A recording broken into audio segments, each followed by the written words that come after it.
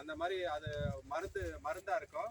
ஒரு 250 ml 500 ml milli கணக்குல இருக்கும். நம்ம மக்களுக்குலாம் மில்லின்னா நல்லா தெரியும். அந்த மில்லி கணக்குல இருக்கும்.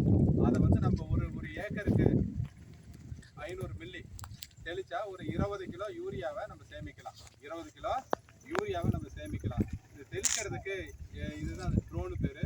எவ்வளோ நேரம் தெளிச்சிடலாம் அப்படின்னா, நம்ம ஒரு ஏக்கர் களை எடுக்கிறதுக்கு 10 பேர் எடுப்போம். 6 மணி நேரம் 8 மணி நேரம் எடுப்போம்.